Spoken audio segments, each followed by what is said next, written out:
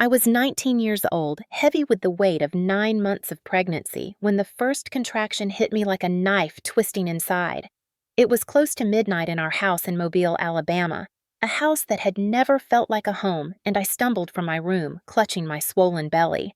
My breath came in short, ragged gasps, sweat dripping down my back, even as the March night air pressed cool against the windows. I found my mother Donna lounging on the couch with a half-empty glass of wine. The television flickered across her face, showing a rerun she was not really watching, but she did not move when she saw me clutching the wall for balance. "Mom, please," I begged, my voice already shaking. "I need to get to Providence Hospital. The baby is coming." She tilted her head, her eyes glassy and detached, and for a moment I thought she might finally rise and do the one thing a mother should. Instead, her lips curled into that familiar smirk that had haunted me for years. "Of course you need something now," she muttered, always at the worst time. The door to the kitchen slammed open and Harold, my stepfather, appeared, his heavy boots striking the floor like hammers. He was red-faced from drinking his shirt, wrinkled, his jaw set hard. "What is all this noise?" he barked. "I told you not to start your drama here." I could barely stand as another contraction bent me forward and I cried out, "Please, I need to go to the hospital now." Harold's eyes narrowed with contempt. "You could not wait until morning, could you?" he sneered, always demanding, always bringing shame. My body folded and I grabbed the arm of the couch to stay upright. I was shaking. I could feel warmth running down my leg and terror shot through me that something was terribly wrong. "Mom," I pleaded again, tears spilling down my cheeks. "Just drive me, please." For a heartbeat, the room was still. Then Harold moved. He closed the distance in 2 strides, and before I could flinch, his boot drove hard into my stomach. The world spun white. Pain tore through me, a tearing fire that ripped away my breath. I hit the floor tiles cold against my cheek, my arms wrapped around my belly as if I could shield the tiny life inside me. My scream broke into sobs. "Please, Mom. Please." My mother's wineglass clinked as she set it on the table. She did not bend down, she did not touch me. Her voice cut sharp colder than the March night waiting outside. "We have better things to do than save trash." Harold laughed, a sound that made my blood freeze. He bent down, his shadow falling over me. "Die on the road for all I care." His hand clamped on my arm, dragging me toward the door. My legs scraped uselessly against the floor, my body curled in agony, and I begged with what breath I had left, "Do not do this." The door swung open and the night air crashed into me. I was shoved onto the porch, the wooden boards biting into my knees. The door slammed behind me, the lock turning with a finality that echoed louder than any scream. The sky above Mobile was a blanket of stars, uncaring, as I staggered to my feet, clutching my belly.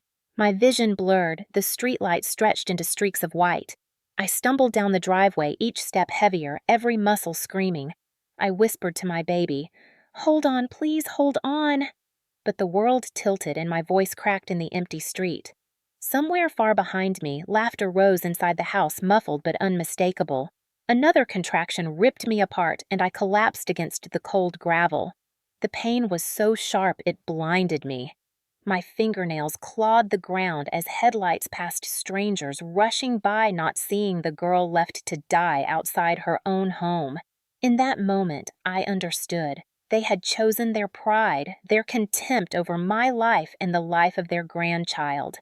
And as I lay, trembling, blood seeping, heart pounding in terror and despair, I realized the truth that would drive everything to come. I was utterly alone, abandoned by the people who should have protected me. What would you do if your own parents told you to die on the road? Tell me below, because that night I heard those words and they branded themselves into my soul. Forever, when the darkness of that night pressed down on me and every nerve in my body screamed, my mind pulled me backward into the long path that had led me here. My story did not begin with contractions on the floor of that mobile house. It began 7 years earlier on a wet November afternoon in 2017 when I was only 12 years old. My father, James Parker, had been a truck driver, strong and kind, the only person who made me feel like my life mattered. He died in a sudden crash on I-65 just outside Montgomery. I remembered the state troopers arriving, the rain dripping from their hats, their solemn eyes as they told my mother that her husband would never walk through the door again. At 12, I thought grief would tie us closer together, but for my mother, it only carved her hollow. Donna Parker was not a woman who could bear pain without turning it into bitterness. Within a year, she had married Harold Carter, a man nearly a decade older than her, a man who strutted around Mobile as if the world owed him something. Harold came with money from his job in a local transportation company, and he made sure we never forgot it. He moved us from a small rental to a house he owned on the edge of town, but any sense of comfort was poisoned by his presence. He controlled everything from the car keys to the grocery receipts, and the air in that house was thick with tension. By 2019, I was 15, and the shift had become permanent. Harold barked orders like a drill sergeant. He wanted the yard trimmed to his standard, the meals cooked his way, the house spotless. If anything was out of place, he slammed his fist against the table, rattling the silverware, and his glare silenced me more effectively than words. He never hit me then, not yet, but the weight of his disdain crushed me. He called me useless, a burden, a girl who would never amount to anything. My mother sat across from him at dinner, sipping her wine, sometimes nodding, sometimes pretending not to hear. In 2020, when I turned 16, my mother gave birth to Madison Harold's daughter, and everything tilted further. Madison became the jewel of the family, doted on, showered with praise for the smallest things. I remember bringing home a report card filled with A's, clutching it to my chest, hoping for one approving word. Donna barely glanced at it. Harold smirked, saying grades meant nothing if you had no beauty, no charm.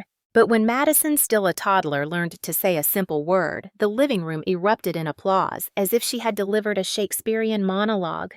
The years bled together, each one carving deeper grooves of resentment into me. When I finished high school in 2022, I dreamed of applying to the University of South Alabama. I had brochures hidden under my mattress, circling majors, imagining a dorm room where I could breathe without Harold's shadow looming. But the morning I dared to bring it up, Harold laughed loud and long. "College," he scoffed, "is for people who matter. You will stay here where I can keep an eye on you." Donna said nothing, swirling her wine in silence. My dream crumbled in that instant, shredded by his control and her complicity. It was in late 2022 that I met Ryan, a boy my age from across town. He worked part-time at a diner saving for community college. He was kind, he listened, he told me I was more than the insults Harold hurled at me. For a brief few months, I felt seen again. But Harold despised him on sight. He called him trash, forbade me from seeing him, and locked the front door when I tried to slip out. The nights we managed to meet were fleeting, stolen moments in the shadow of Harold's rage. When I found out I was pregnant in early 2023, fear and hope collided inside me. A baby meant risk, but it also meant love someone who might need me as much as I needed them. Ryan promised he would stand by me, but his own family moved to Mississippi that summer, and I lost contact. Alone, I faced Harold's fury when he found out. I will never forget that evening in June 2023. I stood in the kitchen, the pregnancy test hidden but trembling in my hand. Harold's voice thundered when he realized. "You are bringing shame into my house," he roared. Donna slapped her forehead, muttering about ruined reputations. I felt my world tilt. I wanted to believe they would soften, that the idea of a grandchild might melt their contempt, but instead, Harold laid down his law. "You will carry this mistake, but you will not speak of it. You will not leave this house without my say-so. And do not think you will find sympathy here." My mother nodded behind him, her lips pressed tight, her eyes empty. Through the long months of pregnancy, I was a prisoner in my own home. Madison, then 15, mocked me, called me pathetic, whispered that I would end up a single mother who no one wanted. Harold reinforced it daily, reminding me that no man would ever claim me, that the baby would be nothing more than another mouth to feed. I cleaned the house on aching feet, folded laundry while my back screamed, and every request for help was met with scorn. By the time winter turned to spring, my belly heavy and my heart heavier, I understood there would be no mercy from them. Looking back, the pattern was so clear. From the day Harold entered our lives, every step had led to the night I begged for a ride to Providence Hospital. My father's death had opened the door. My mother's weakness had left it unguarded, and Harold's cruelty had filled it with darkness. Madison was their shining star, and I was their scapegoat. They had groomed me to believe I was worthless, that my voice carried no weight, that my pain deserved no attention. And yet the life inside me had given me reason to fight, reason to hope. That was the truth. Harold could not stand the truth Donna refused to see. As I stumbled in the night contractions tearing me apart, I understood why Harold's boot connected with my belly. It was not just rage, it was the culmination of years of contempt. He wanted me broken, voiceless, erased. He wanted my baby gone because the baby represented a future outside his control. My mother let him do it because compliance was easier than courage. That history mattered because it explained why no one reached for the car keys when I begged. It explained why the door slammed shut behind me as if I were nothing. It explained why the blood on the porch boards was not an accident, but the product of 7 years of systematic cruelty. My life had been leading to that night all along, and if I survived it, I swore it would not be wasted. I would no longer play the silent victim they had shaped. I would take the memory of my father's kindness, the ashes of my dreams, and the fire of my grief, and I would turn them into something Harold and Donna never expected. That night when the stars blurred above Mobile and the March wind cut through me, I was not just a girl in labor. I was the sum of every insult, every slap of contempt, every denial of freedom. I was the child left behind by a father's death, and the stepchild erased by a mother's indifference. And the next steps of my journey would not be about surviving only. They would be about refusing to crawl ever again. The night air in Mobile wrapped around me like a sheet of ice as I stumbled away from the house, each step a battle against the crushing pain in my belly. I clutched myself with both arms, my nails biting into my own skin, whispering to the tiny life inside me to hold on. Just hold on a little longer. The porch light behind me blinked off, sealing me in darkness. Gravel crunched under my feet, sharp stones digging into my bare soles because I had been thrown out without shoes. The contractions came in waves, relentless, tearing me open from the inside. I tried to focus on the distant glow of the street lamps, but the world tilted every time another spasm gripped me. I collapsed once, my knees slamming into the pavement, but I pushed back up, staggering forward with the desperation of someone who knows no one is coming. The houses on our street stood quiet, their windows dark. Not a curtain stirred, not a door opened. My cries for help dissolved into the roar of cars speeding down Government Boulevard, headlights cutting past me as if I were invisible. I remember screaming at one sedan as it raced by the taillights, shrinking into the night.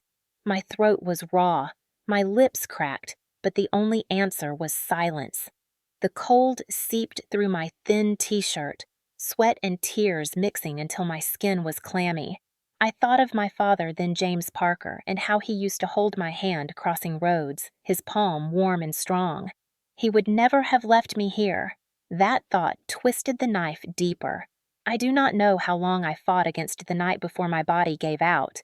At some point, the contractions blurred into one long agony, and I sank to the edge of the road, gravel digging into my cheek as I curled around my stomach. My vision dimmed, spots bursting across my eyes like fireworks. In the distance, the rumble of a semi grew louder, headlights swelling. For a terrifying moment, I thought it might run me down where I lay. Instead, the truck screeched to a halt, brakes hissing, boots pounded the ground, and a man's voice cut through the fog. "Hey, are you okay, miss?" I wanted to answer, but my voice broke into a sob. He crouched beside me, rough hands, surprisingly gentle as he touched my shoulder. I caught a glimpse of his cap with the logo of a freight company and the lined face of a man in his 40s.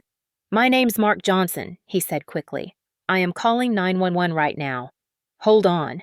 His phone lit his face as he spoke into it, urgency in his tone. A girl pregnant bleeding collapsed on the side of the road near Government Boulevard and Cottage Hill.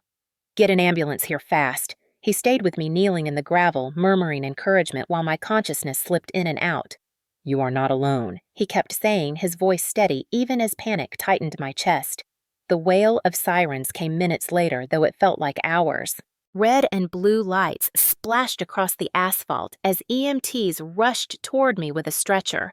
One pressed an oxygen mask over my face, another checked for fetal heartbeat with frantic urgency. I heard one whisper to the other. No detectable rhythm. My heart cracked even before the doctor confirmed it. The last thing I remember before slipping under was the cold straps tightening as they lifted me into the ambulance and Mark's voice calling after me. "You're going to be all right!" When consciousness returned, it was in a flood of sterile white light. I blinked against the glare, my body heavy, my mouth dry. The beeping of monitors filled my ears, steady and mechanical. The scent of antiseptic clung to everything sharp and unyielding. A nurse leaned over me, adjusting a cuff on my arm. "You are safe now," she said softly. "You are at Providence Hospital." I fought to lift my head, my throat scratching with the effort. "My baby," I croaked. "Where is my baby?" Nurse Clara Evans hesitated only a second, her eyes filling with the kind of sorrow reserved for bad news. "I am so sorry," she whispered. "The baby did not survive." The words shattered me. I screamed a sound that tore my throat raw and clutched at my belly that now felt hollow, empty, in a way nothing could ever fill. Hot tears soaked my pillow as sobs racked my body until there was no strength left to cry. Clara stayed by my side, holding my trembling hand. Her presence a fragile anchor. "You are alive," she reminded me. "You are safe now." But safety meant nothing in that moment. All I could see was Harold's sneer. All I could hear was my mother's cold dismissal. They had left me to bleed alone, and now the proof of their cruelty lay in the silence of a child who never took a breath. I turned my face away from the nurse, burying it against the stiff hospital sheets. My father's grave flashed before my eyes, the headstone I used to visit, and I whispered into the cotton, "Dad, I lost her." Her name is Grace. For 2 days, I drifted between sleep and waking, each contraction of grief as violent as the ones that had racked my body that night. Doctors checked my vitals. Nurses adjusted my IVs, but nothing dulled the ache in my chest. Every time I closed my eyes, I was back on the road, gravel in my skin headlights passing me by, Harold's boot crushing me. I had thought the worst pain was the labor itself, but I was wrong. The worst pain was knowing I had begged for help from the people meant to protect me, and they had chosen contempt. On the 3rd day, Clara returned with a gentle firmness. "You need to eat," she said, setting down a tray of broth and bread. I pushed it away. She stayed unshaken. "I have worked here for 15 years, she told me quietly. "I have seen abandoned girls who think they are alone." "You are not alone, Lily." "Not anymore." She called me by name, and the sound was like a small flame in the darkness. It did not erase the loss, but it reminded me that kindness still existed. I sat up slowly, cradling the empty space of my stomach, staring at the wall. The weight of fury began to press against the grief. They killed my baby, I thought. They left me to die. My tears dried into salt on my skin, and something jagged took root in their place. It was not just sorrow anymore. It was rage. That rage would carry me forward. But in that sterile room, beneath the constant beep of machines and the steady footsteps of nurses, I allowed myself one last collapse. I cried until exhaustion claimed me, and when I woke again, I knew I could not crawl back to that house. I could not let them win.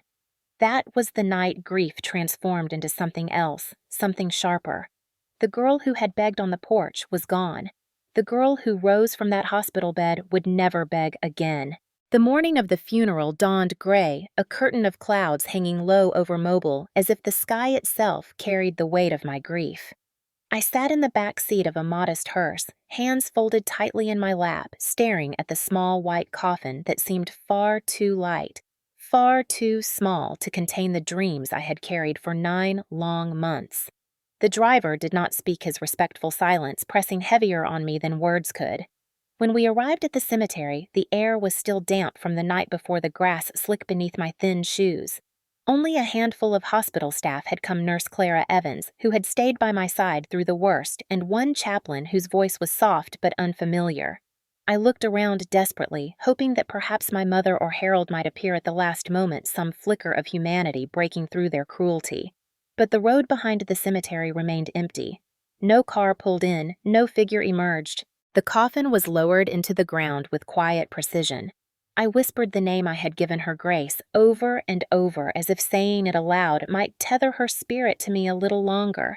My tears blurred the gravestones, each one a marker of someone's loss, but none seemed as senseless as mine. Clara placed a gentle hand on my shoulder. "I am here," she whispered, her voice firm, as if her presence could stitch together the pieces of my broken heart. I nodded, but the hollowness inside me remained. When the last shovelful of earth fell against the coffin lid, a finality cracked through me like thunder. My child's life had ended before it even began, and I stood there 19 years old, already a mother and already a mourner. After the brief service, I returned not to my family's house, but to the small guest room Clara had arranged at a nearby shelter for women in crisis. The walls were painted a faded blue, the sheets thin but clean. For the first time in weeks, I could lock a door behind me, but even safety felt like a stranger. That evening, my phone buzzed with a single message from Donna. It read, "Stop embarrassing us." The words seared hotter than any wound. "No. Are you all right? No. I am sorry." No acknowledgement of the granddaughter she had just lost. Only shame projected like a weapon. I stared at the screen until my hands shook, then dropped the phone onto the bedspread as if it burned. The silence of those days after the funeral was suffocating. I wandered the halls of the shelter in a fog, watching other women cradle their children, their laughter echoing like distant music I could no longer reach. At night, I lay awake, hearing again the slam of the door, Harold's laugh, Donna's icy dismissal. I pressed my face into the pillow to muffle the sobs, my body curling around the emptiness of my womb. Sometimes I thought I could still feel Grace's fluttering kicks, a phantom memory that tore me open all over again. It was Evelyn Brooks, our neighbor, who reminded me that not all people were cruel. She showed up one afternoon, her presence as steady as the oak tree in her front yard. She had heard whispers, seen the ambulance pieced together enough to know something terrible had happened. She carried a bouquet of daisies awkwardly wrapped in brown paper, and she placed them in my hands without ceremony. "I am sorry, Lily," she said simply. "I should have done more before, when I saw the bruises, when I heard the shouting." Her eyes brimmed with guilt. I shook my head, unable to form words. That someone outside my family cared enough to come. That she admitted regret cracked open a sliver of light in the suffocating dark. Still, most days were marked by crushing isolation. The world moved on oblivious. My mother and Harold hosted poker nights at our old house, their laughter drifting across the neighborhood as if nothing had happened. Madison flaunted her new clothes at school, her future untouched while mine had been ripped away. I overheard neighbors gossip at the grocery store.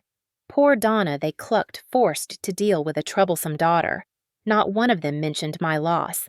Not one acknowledged the grave, freshly filled with earth.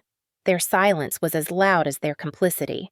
The weight of being erased pressed harder than grief itself. It was as if Grace and I had never existed in their world, as if our suffering could be brushed aside in favor of polished reputations. Every time I walked past the mirror in the shelter, I hardly recognized the hollow-eyed girl staring back. I had once dreamed of college of independence, of building a life beyond Harold's control. Now all I could see was failure stamped across my reflection, the echo of his voice reminding me I was nothing. And yet in the depths of that isolation, something began to shift. Each cruel word from Donna, each laugh from Harold's poker nights, each piece of gossip that erased me planted something new inside me. It was not forgiveness, not acceptance. It was anger, coiling hotter and hotter, waiting for release. The funeral had marked the end of Grace's life, but it had also marked the end of my willingness to endure silently. In those quiet nights, I started to write. On scraps of paper given by the shelter staff, I poured out my memories, the fist slamming the table, the insults, the threats the night they locked me out. I wrote Donna's exact words, "Stop embarrassing us," until the pen nearly tore the page. I wrote Harold's laugh, the way his boot felt against my stomach. Writing became a way to hold on to the truth, to stop their version of events from burying me alongside Grace. Each page became a promise that one day the world would see who they really were. The funeral had been small, almost invisible, but it planted a seed I could not ignore. I could not change the fact that Grace was gone, but I could refuse to let her memory be erased. Donna and Harold might have turned their backs, but they would not have the last word. The silence of isolation, once crushing, became the forge where resolve hardened inside me. They thought burying my child meant burying me too. They could not see that in the quiet, in the loneliness, something stronger than grief was taking root. That was the truth of those weeks. The funeral ended one life, but it ignited the beginning of another. Alone, abandoned, yet still breathing, I began to understand that isolation was not just punishment. It was preparation. The night after the funeral, I lay awake in the shelter's narrow bed, staring at the ceiling where a faint crack stretched like a scar across the plaster. The room was quiet except for the hum of the air conditioner, but inside me, a storm raged. Every time I closed my eyes, I saw the white coffin lowering into the ground, the soil spilling over Grace's name in my whisper. I heard Donna's message again. Stop embarrassing us as if grief itself were a performance meant to shame her. I saw Harold's boot, the contempt in his eyes, the way he laughed as he shoved me out into the night. My body was weak, stitched, and sore, but my mind refused to rest. Something inside me shifted that night, as if the hollow space where my child should have been had been filled with fire. I sat up and reached for the notebook the shelter staff had left at my bedside, meant for therapy journaling. My hand trembled as I wrote the words that had been circling my head like vultures. They left me to die. They killed my child. They will pay. The pen dug into the page ink, smearing as tears dripped onto the paper.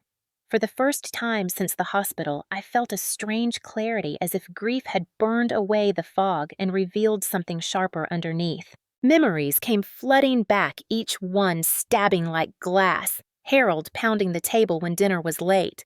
Donna rolling her eyes when I asked for money for school supplies. Madison sneering that I would never be more than a burden. The countless nights I lay in my bed listening to their laughter drift from the living room while I cried silently into my pillow. They had trained me to be silent, to shrink to accept scraps. But lying there in the shelter, the echo of Grace's absence pressed against my chest, I realized I could not survive if I remained that girl. The next morning, I walked outside into the small courtyard behind the shelter. The air smelled of jasmine from a neighbor's fence, the sun heavy on my shoulders. I closed my eyes and let the warmth soak into me. I thought of Grace, of how her tiny heartbeat had once fluttered inside me, a fragile rhythm of hope. I promised her then aloud, my voice steady despite the lump in my throat. I will not crawl back. I will not let them erase us. They thought I would break, but I will make them see. That vow marked the true turning point. I felt my spine straighten, my breath deepen. The fear that had clung to me like a second skin began to peel away, replaced by a slow, simmering determination. The girl who had begged on the porch was gone. In her place stood someone who had nothing left to lose. In the days that followed, I began to observe the world differently. Each act of kindness from strangers, each small gesture became fuel. A volunteer at the shelter brought me a cup of tea one evening, her hand lingering on my shoulder as she asked how I was holding up. I thanked her, but inside I compared her warmth to Donna's ice. A neighbor at the corner store noticed my tired eyes and quietly paid for my carton of milk. I remembered how Harold once sneered when I asked for the same. Every kindness reminded me not of what I had, but of what my family had refused to give. And in that comparison, my anger crystallized into resolve. At night, I wrote more. I wrote Donna's smirk, Harold's insults, Madison's mocking. I wrote the exact words they had used, word for word, as if etching them into stone so they could never be denied. Better things to do. Die on the road. Stop embarrassing us. Each sentence on the page was a piece of evidence, a brick in the foundation of something bigger. It was not enough to feel rage. I had to use it, shape it, turn it into a weapon. One evening, Clara visited me after her shift at Providence Hospital. She brought me a small photo frame with the word Grace etched in cursive along the bottom. I cried when she handed it to me, but through the tears, I told her, "They will not get away with this." She nodded, her eyes firm. "You are stronger than you know, Lily. I saw it the night you came in. You survived when many would not have. That strength is still yours." Her words sank deep, anchoring me further in my vow. The isolation that had once crushed me began to feel different. It became a training ground. I studied Harold's patterns in my mind, replaying his words, imagining how to catch them. I pictured Donna's glass of wine, her slurred dismissals, and I planned how to expose her hypocrisy. I realized revenge did not have to be loud at first. It could be quiet, patient, calculated. It could grow in the dark until the moment was right. Sometimes at night I whispered to Grace as if she could hear me. "They think you were a mistake," I would say softly, "but you were my salvation. You gave me reason to fight." I promised her that her short existence would not end in silence. Her memory would be the spark that set fire to their lies. My body healed slowly, though scars remained. But each ache reminded me of what I had survived. Each step I took outside the shelter reminded me I was still here, still breathing despite their attempt to erase me. That resilience was not theirs to take. One night, as the air thickened with the smell of summer rain, I stood at the window and watched lightning crack across the mobile sky. The thunder rolled through my chest like a drumbeat. I whispered into the storm, "This is not the end. This is the beginning." I felt Grace's name steady on my lips, a mantra that turned pain into resolve. That was the vow that defined me. Not to forgive, not to forget, but to resist, to gather strength, to bide my time until the day came when Harold and Donna's masks would crack under the weight of their own cruelty. They thought they had silenced me. They had only created a voice that would roar louder than they ever imagined. Would you forgive them, or would you fight back? Comment below, because that night, as I swore to Grace that I would never crawl again, forgiveness was no longer an option. The vow I made in that shelter room did not fade with morning light. It rooted itself inside me, a steady pulse that guided every choice I made in the weeks that followed. If I was going to resist Harold and Donna, if I was going to make sure the world saw the truth they tried to bury, I needed more than words scribbled in a notebook. I needed evidence. I needed allies. And I needed patience. I began small. The shelter had a small stipend program that allowed me to buy necessities, and I used part of it to purchase a battered second-hand phone with a voice recorder. It was not much. The screen cracked in one corner, but it was enough to capture what my memory alone could not carry. Each time Harold called me trash, each time Donna dismissed me with a smirk, I wanted proof that could not be denied. I charged the phone at night, tucking it under my pillow as if it were a secret weapon. The first time I used it, my hands shook. I had returned to the house under the pretense of picking up some of my belongings. Evelyn, my neighbor, had offered to walk with me, but I insisted I needed to face them alone.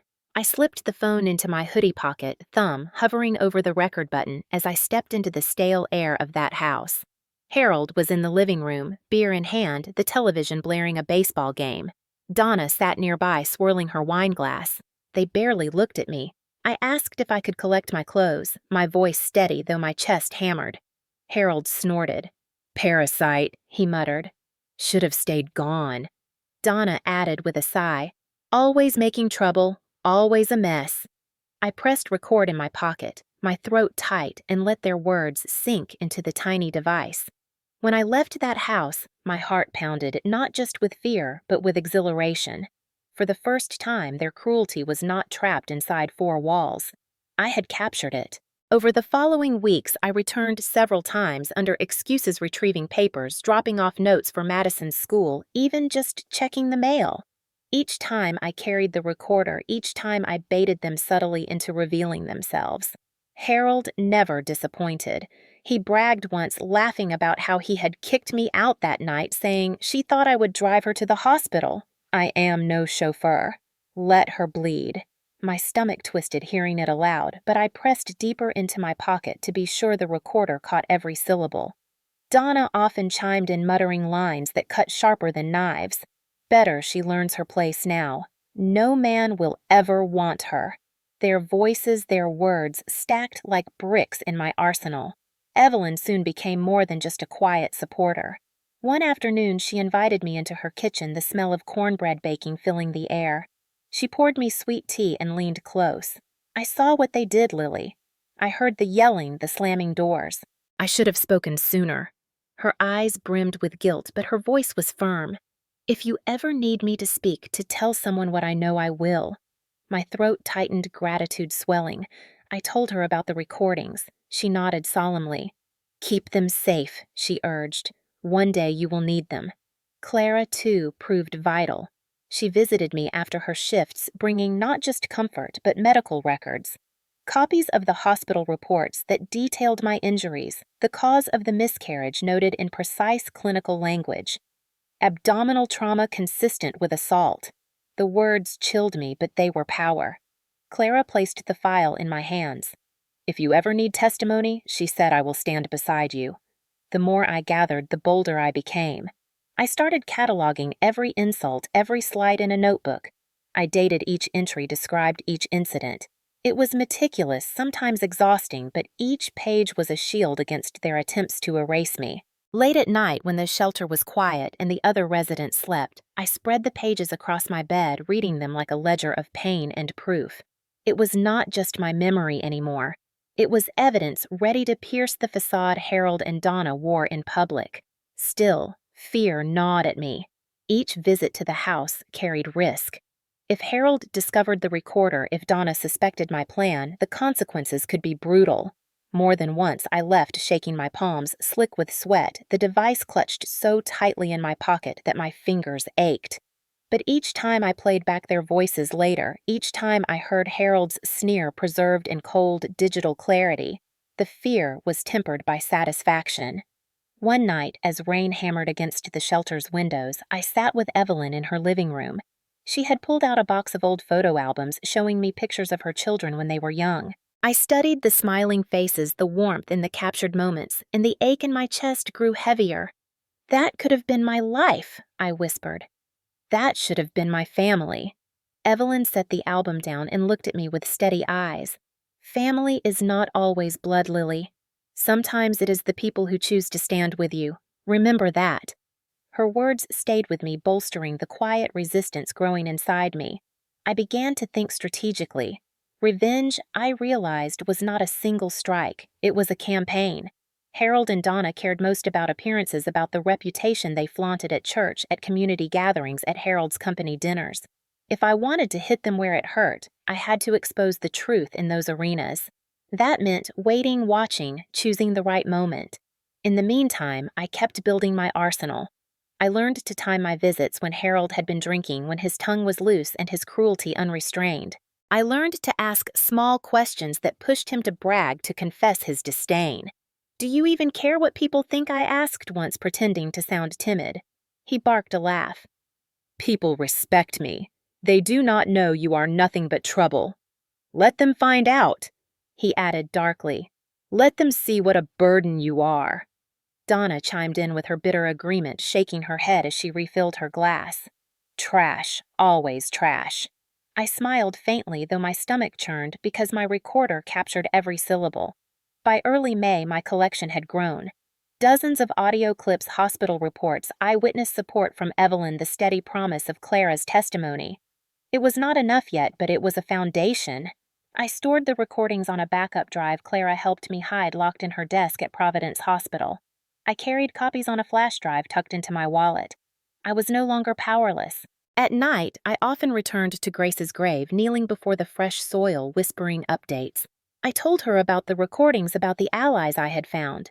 I told her that one day her grandparents would stand stripped of their lies before the community they worshipped. I promised her that her short life would not be forgotten, that through me she would bring justice.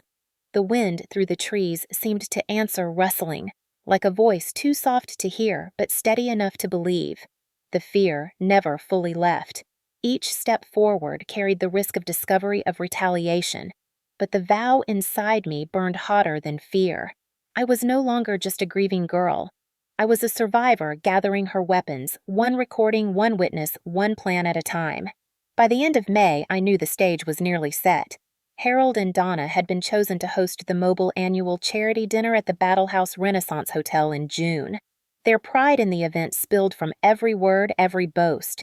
"This is our chance," Harold told Donna one evening as I pretended to search for old clothes. "Everyone important will be there. They will see our family, our success." Donna raised her glass with a smirk. "Madison will shine," she said. "They will see what true accomplishment looks like." They had no idea their arrogance had handed me the perfect arena. As I slipped out that evening recorder humming in my pocket, I felt the sharp edge of anticipation cut through the grief. The time for patience was nearly over. The time for exposure was coming. By early June, Mobile was humming with anticipation for the annual charity dinner, an event that had become a kind of social showcase for the community. It was scheduled at the Battle House Renaissance Hotel, a grand building downtown with polished marble floors and chandeliers that dripped with light. For Harold and Donna, this was not just another gathering. It was the crown jewel of their social year, the stage on which they could parade their version of perfection. I knew it would also become the stage of their undoing. I heard about their plans through whispers and overheard phone calls. Donna spent afternoons at boutiques downtown, fussing over gowns she could barely afford charging them on Harold's credit card. Madison bragged to her friends in the driveway that she would be introduced to Harold's business associates as the future star of the family. Harold barked instructions about caterers, wine lists, seating charts. They were intoxicated with pride, blinded by the image they wanted to project. They thought no one could see the cracks in their mask. But I had been gathering every crack, every fracture, and soon I would split their facade wide open. Evelyn sat with me one evening at her kitchen table, the cicadas buzzing outside. "You are really going to do it," she said, her voice a mix of fear and admiration. "You are going to walk into their night and take it away." I nodded, my hands trembling as I turned the flash drive over in my palm. It contained the worst of Harold's and Donna's words stitched together into a recording that could not be denied. Better things to do than save trash. Die on the road for all I care. Stop embarrassing us. Each phrase cut like a blade, and soon the world would hear them. The plan was simple, but simplicity was its strength. Harold and Donna had arranged for a projector and sound system to showcase Madison's academic awards and achievements during the dinner. All I had to do was access the laptop controlling the presentation and substitute my file. Evelyn's son, who had some experience with audio equipment, helped me prepare it, teaching me how to time the playback, how to make sure the volume would fill the ballroom. He warned me that once it started, there would be no stopping it. That was the point, I told him. The days leading up to the event stretched thin. My nerves pulled tight.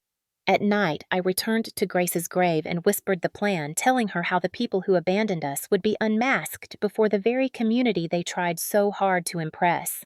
I pressed my hand to the earth, steadying myself. "This is for you," I whispered.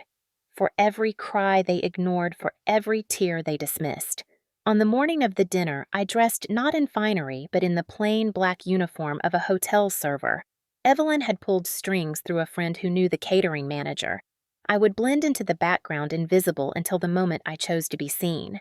The crisp shirt and slacks felt like armor as I tied the apron around my waist. I tucked the flash drive into my pocket, its weight both terrifying and empowering. Walking into the Battle House that evening, I felt the air change. The lobby gleamed guests arriving in gowns and tuxedos, laughter echoing against high ceilings. I carried trays of champagne flutes, head-bowed eyes scanning for opportunities. Donna swept through the crowd in a sparkling silver dress, her smile wide, her laugh practiced. Harold followed, puffed with importance, shaking hands, clapping backs. Madison glided like a princess, soaking in every compliment. Watching them play their roles sent a shiver of rage through me. How easily they deceived, how easily they convinced others of their charm. None of these people knew the truths etched into my notebook embedded in my recordings. None knew the night I bled on the roadside while these three laughed inside. They would know soon. I maneuvered carefully through the ballroom trays balanced in my hands, my eyes always flicking toward the tech table where the presentation laptop sat. It was staffed by a young man more interested in his phone than the slides. My pulse quickened as I imagined slipping behind the table, inserting the drive, replacing Madison's slideshow with the file that would shatter this night. Timing mattered. If I moved too soon, suspicion would rise. If I moved too late, my chance would vanish. I breathed deeply, reminding myself that patience had brought me this far. It would not fail me now. Around 7:30, the dinner began. Plates of roast chicken and asparagus were served, glasses clinked, polite laughter filled the air. I moved among the tables with trays, listening to conversations about promotions, vacations, college applications. These were the lives my parents had chosen to value the lives of strangers, while their own daughter had been cast aside. I felt anger simmering, but I kept my face neutral, my steps steady. By 8 o'clock, Harold rose, tapping his glass with a fork. The room hushed, all eyes turning toward him. He began to speak, his voice booming with practiced authority. "Ladies and gentlemen, thank you for being here tonight. It is our honor to host you, to share our family with you." He gestured toward Donna, who beamed, and Madison, who rose to applause. "Our shining star," he said proudly. "She has brought us so much pride, so much joy." I felt my hand tighten around the tray until my knuckles whitened. Shining star, pride, joy. Words they had never spoken to me. Words they had reserved for Madison while giving me nothing but scorn. I slipped toward the tech table, my steps silent on the carpet. The operator had stepped away, distracted by a waiter in need of water pitchers. Heart pounding, I slid behind the table, my movements practiced in my mind 100 times. I inserted the flash drive, copied the file over the slideshow, and clicked save. My hand trembled as I withdrew, but no one noticed. Back among the servers, I steadied my breath. The screen at the front of the room glowed with the title slide, Madison's name in bold letters, her smiling face framed by gold trim. Harold's voice filled the hall as he praised her accomplishments setting up the presentation. The moment was near. My pulse raced, sweat dampening my collar, but beneath the fear was a grim calm. I had waited months for this gathered proof, at great risk, survived the darkest night of my life. Now the truth would speak louder than their lies. I glanced at Evelyn, who sat quietly at a corner table, having secured an invitation through a community contact. Our eyes met, and she gave the smallest nod. It was time. The stage was set, the audience primed, the mask of Harold and Donna polished to a shine. In minutes that shine would crack, and once it cracked, the whole facade would collapse. The clinking of glasses faded as the lights dimmed slightly, drawing every pair of eyes toward the front of the ballroom. The projector screen glowed white, ready to cast its carefully curated story of perfection. Harold stood tall at the podium, chest puffed, one hand resting possessively on Madison's shoulder. His voice, thick with self-importance, rolled over the crowd. "Tonight, we are not only celebrating the success of our family, but the strength of our community. It is an honor to share this evening with you all." Donna smiled, head tilted gracefully, playing the part of the elegant hostess. Madison lowered her gaze demurely, though the smirk tugging at her lips betrayed her hunger for admiration. I gripped the tray in my hands, my heart thundering so loudly I feared the guests could hear it. The file was already loaded into the laptop. In moments, the mask my family wore so proudly would splinter, revealing the rot beneath. Fear pulsed through me, a cold river threatening to paralyze my limbs, but beneath it burned the vow I had carried since that night on the roadside. This was for Grace. This was for every time I was silenced. Harold raised his glass. "To Madison, our shining star." The room erupted in polite applause, forks clinking against plates, wine glasses lifted high. Donna dabbed her eyes theatrically, playing the role of the proud mother. Madison beamed, soaking in the attention. The projection operator, oblivious, pressed a key to begin the slideshow. Instead of Madison's smiling portraits, the speakers crackled, and a voice spilled into the room. Not mine, not Madison's, but Donna's, recorded weeks earlier. "Better she dies now than later. One less parasite to feed." The words, cruel and unfiltered, hung in the air like smoke. The applause died instantly, hands freezing mid-clap. A murmur spread through the tables, confusion giving way to dawning horror. Donna's face drained of color. She shot to her feet, knocking over her chair with a clatter. "That is not real," she gasped, her voice shrill. "Someone is tampering." But before she could scramble toward the stage, Harold's voice blasted next, cruel and unmistakable. "You think we are chauffeurs." She should have thought of that before spreading her legs. Gasps echoed through the ballroom. Some guests covered their mouths. Others turned sharply toward Harold, eyes wide with disbelief. A man near the front table whispered to his wife, "Did he just say that?" The file continued, clip after clip unraveling their carefully woven image. Donna's laugh cold and sharp as she called me trash. Harold bragging about kicking me out of the house. The words played louder than any denial they could offer. Phones began to rise from tables recording live streaming, preserving the collapse of Harold and Donna's reputation. Donna lunged toward the projector table, her heels slipping on the polished floor. "Stop it! Stop this!" She clawed at the wires, but the file kept playing.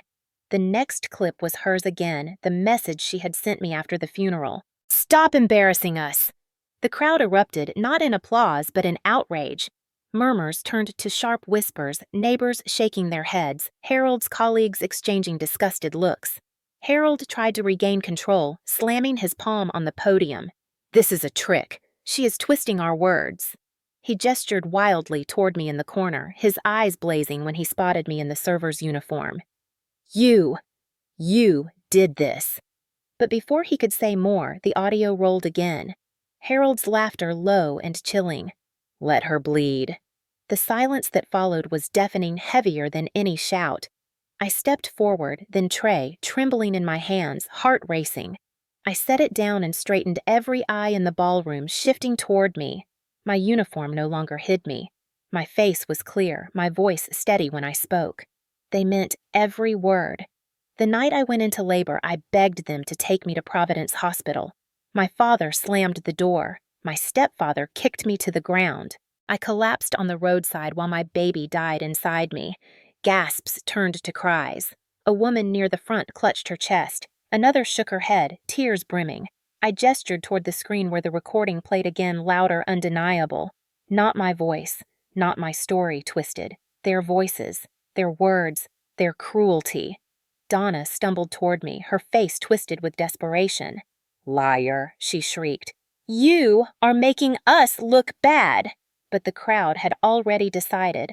A man in a suit, Harold's boss from the transportation company, rose from his chair, his jaw tight. "I do not ever want to see you in my office again, Harold. You disgust me." The murmurs spread like wildfire. The ladies from Donna's church group whispered furiously, shaking their heads. Monsters One hissed loud enough to carry.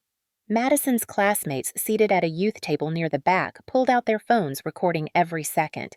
The facade of perfection crumbled in real time, shards of their reputation falling at their feet. Harold turned on me, his face purple with rage. "You think this will save you? You think you are strong now?" His voice shook with fury, but it no longer carried weight. For the first time, his threats rang hollow, stripped of their power. I stood taller, my voice cutting through the noise. "I am not crawling anymore." I shifted Grace's photo from my pocket, holding it up so the crowd could see the name etched across it. "This is Grace. She never took a breath because they left me to bleed in the street. They called her a parasite. They laughed while she died. I survived because a stranger cared more than my own blood." The room fell silent again, but this time it was not disbelief. It was solidarity. Eyes shone with tears. Jaws clenched in anger. Hands gripped tightly around napkins and glasses. Donna collapsed into her chair, her sobs shrill, but no one moved to comfort her. Harold roared, lunging toward the tech table to rip cords free, but security stepped in, restraining him with firm hands. He cursed spittle, flying his dignity gone. Madison stumbled forward, her voice high and desperate.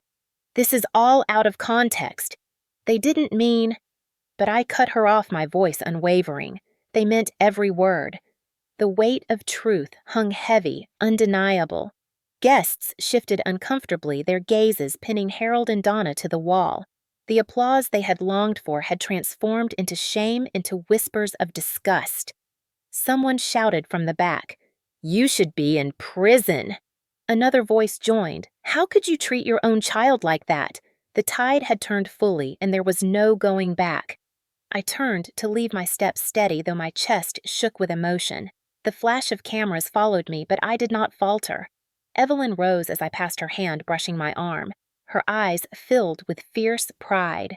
"You did it," she whispered. Clara stood near the doorway, her nurse's badge gleaming, nodding as if to say, "The truth is safe now." Behind me, Donna wailed. Harold shouted, Madison pleaded, but their voices were drowned beneath the storm of outrage rippling through the hall. Their perfect night had been shattered, their masks torn away in front of the very people whose approval they craved. They had wanted admiration. They received condemnation. They had wanted applause. They got silence broken only by whispers of revulsion. As I stepped out into the humid Alabama night, the sounds of the ballroom fading behind me, I drew in a long breath. The air tasted different, cleaner, sharper. For the first time since that night on the roadside, I felt like I was standing tall, not broken, not begging, but whole. This was only the beginning. The evidence was out. Their downfall had begun. And I walked away carrying not shame, but Grace's memory, bright and unyielding, a flame I would guard until justice was complete.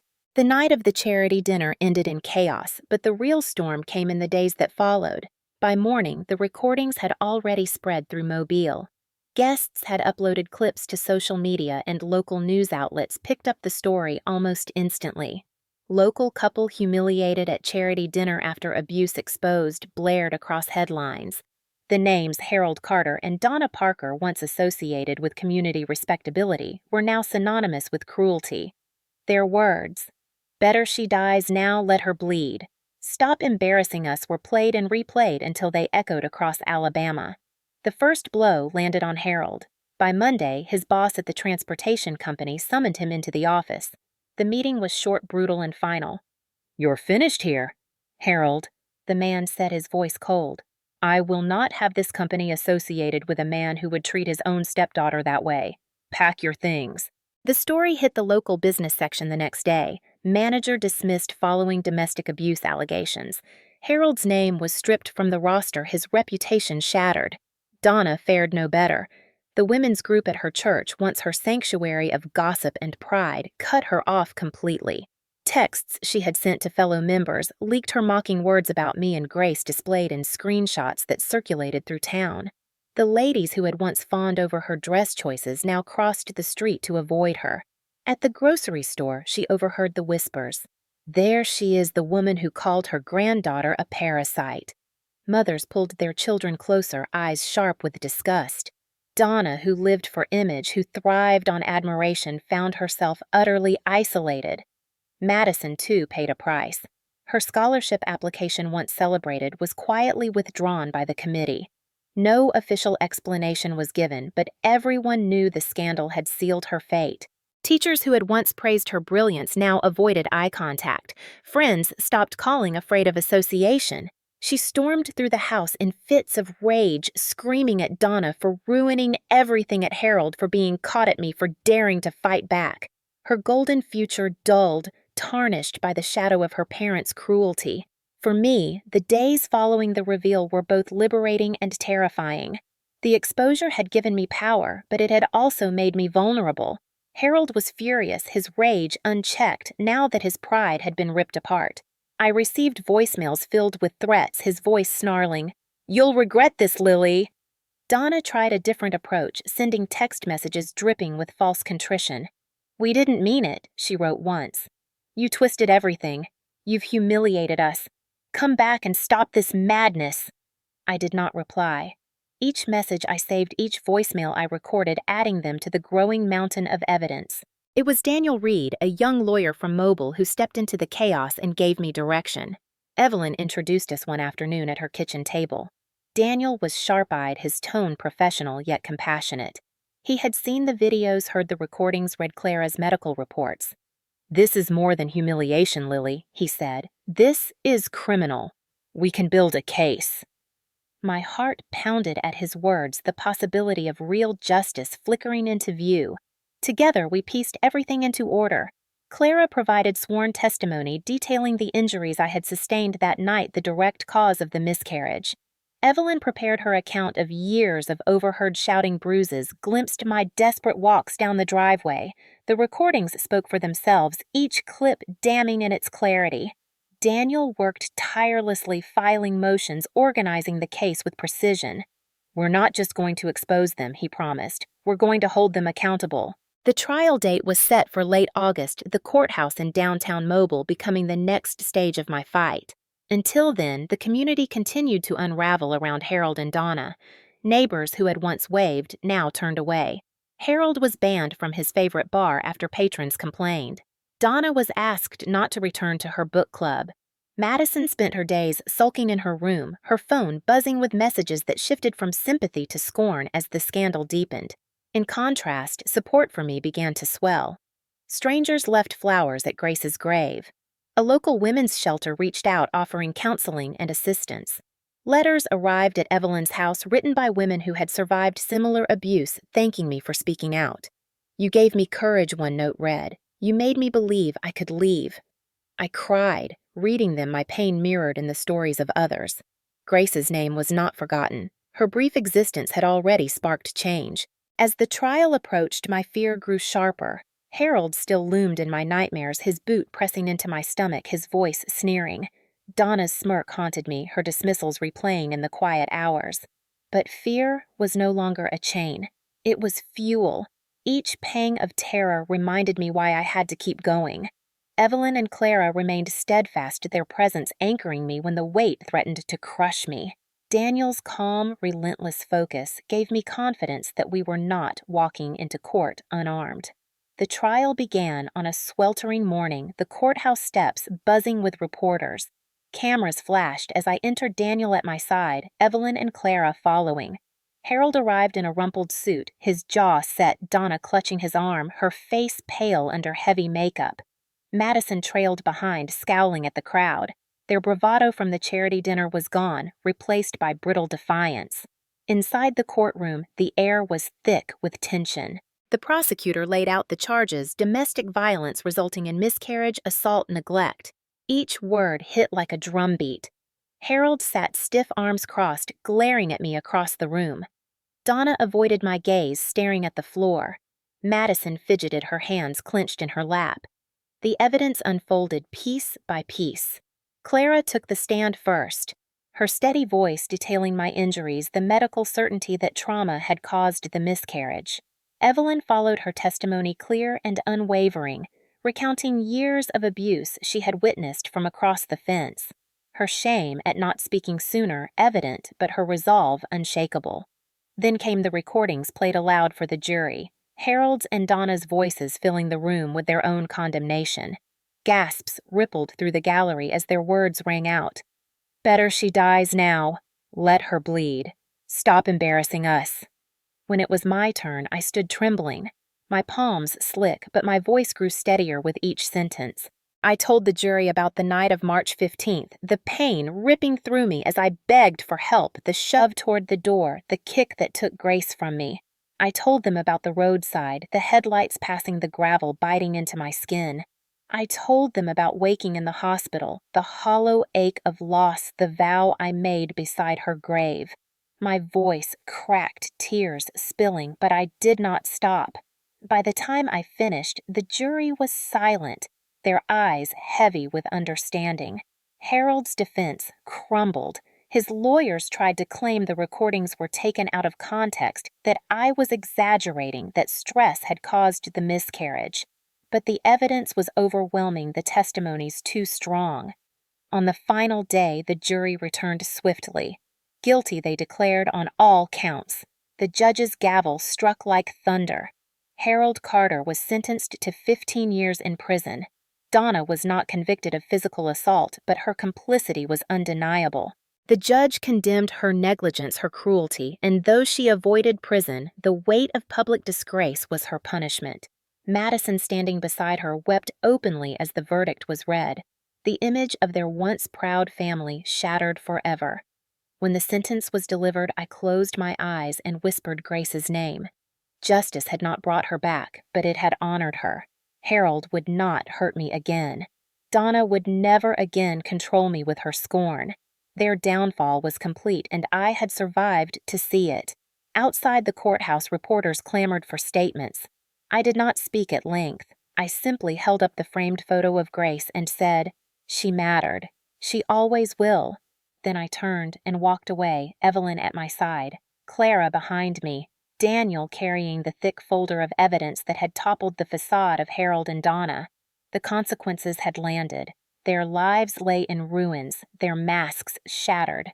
Mine, though scarred, was no longer bound by their control. The road ahead would be hard, but it would be mine to walk. And every step would carry Grace's name forward, carved into the story of survival and truth. The courthouse doors closed behind me that day, and for the first time in years, the weight pressing on my shoulders began to lift. Harold was gone, locked away where his fists and his cruelty could no longer reach me. Donna stood disgraced, stripped of the admiration she craved. Madison's tears could not undo the role she had played in mocking me and standing silently while I bled. The cycle of control of humiliation had been broken. Yet freedom, I learned quickly, was not the same as healing. The weeks that followed were quiet, almost eerily so, after the whirlwind of the trial. I moved in with Evelyn Brooks, who opened her home to me without hesitation. Her house smelled of cinnamon and lavender, her kitchen always warm with the hum of conversation. For the first time since my father died, I felt what it was like to sit at a dinner table without fear of a slammed fist or a cruel remark. Evelyn gave me space, but she also gave me stability. Her steady presence reminded me daily that family was not defined by blood, but by choice. I began therapy through a local program Clara recommended. At first, I resisted. Talking about the past seemed unbearable, like reopening wounds that were barely scarred over. But week by week, sitting in that small office with its soft lighting and stacks of tissues, I peeled back the layers of pain. I admitted out loud what had been done to me. I said Harold's name without shaking. I described Donna's laugh, Madison's sneers, and Grace's absence. My therapist helped me separate their cruelty from my worth, reminding me that survival was not weakness, but strength. Healing was not linear, but slowly, the jagged edges of grief dulled. Education, once stolen from me, became my next goal. In January 2025, I enrolled at the University of South Alabama. Walking onto campus for the first time, I felt a surge of nerves. Students hurried across the quad with backpacks and coffee cups, laughing, planning futures I had once thought forever out of reach. But I belonged here now. My acceptance letter was not just paper, it was a declaration that Harold's control no longer dictated my path. I chose psychology as my major, driven by the thought that maybe one day I could help others trapped in cycles of abuse, just as I had been. Grace never left my side, though. Every step I took carried her name. I visited her grave weekly, bringing flowers, sometimes daisies, sometimes roses. I would sit on the grass, my textbooks spread beside me, and read aloud to her as if she were listening. I told her about my classes, about the friends I was slowly making, about the way the campus smelled in spring when magnolias bloomed. She was gone, but she lived in every decision I made, every vow I kept to never crawl back. It was during one of those visits that the idea for the Grace Foundation took root. Sitting on the cool earth, I thought about the women who had written letters after the charity dinner thanking me for speaking out. Their words echoed in my mind. "You gave me courage. You made me believe I could leave." I realized that if my story could spark change for one person, it could do more. It could become a platform, a hand reaching back to pull others from the darkness. With Evelyn's support and Daniel's legal guidance, I filed the paperwork in the spring of 2025. The Grace Foundation was born with a simple mission to support young women escaping abuse, to provide resources, counseling, and emergency shelter. It started small, just a handful of volunteers and donations from those moved by my story, but its impact grew quickly. Each woman who walked through those doors carried her own scars, her own battles. Seeing them find safety, seeing them begin to heal, gave meaning to Grace's short existence. My daughter, who had never taken a breath now, breathed life into a movement. There were still hard days. Some mornings I woke from nightmares drenched in sweat, Harold's voice echoing in my ears. Sometimes I caught sight of Donna in town, her face drawn, her hair unkempt, and a wave of old pain washed over me. Healing did not erase the past, but it gave me tools to face it. I no longer flinched at Harold's memory. I no longer carried Donna's shame as my own. Their downfall was theirs to bear. My life was mine to live. On the anniversary of Grace's birth, I held a small ceremony at the Foundation's office. Evelyn baked a cake, Clara brought flowers, and Daniel stopped by to offer his congratulations on how far I had come. We lit a single candle, not in mourning, but in honor. I spoke to the gathered women, my voice steady. Grace never got to live her life, but because of her, we are here. Because of her, none of us are alone anymore. Tears shimmered in the eyes of those who listened, and for the first time I felt peace wash through me rather than rage. Looking back, I understood that survival had not been the end of my journey. It was the beginning. The night Harold kicked me and Donna turned her back could have ended me, but instead, it transformed me. It forged a strength I never knew. I had a fire that would not go out. That fire carried me through the roadside. The hospital, the funeral, the vow, the evidence, the public reveal of the trial, and into this new chapter. As I stood on the balcony of my dorm one spring evening, the lights of Mobile twinkling in the distance, I whispered Grace's name into the night air. They left me bleeding, but I walk free, and I never look back. If you believe no one should suffer like I did, share this story. Because silence protects the abuser, but truth protects the survivor.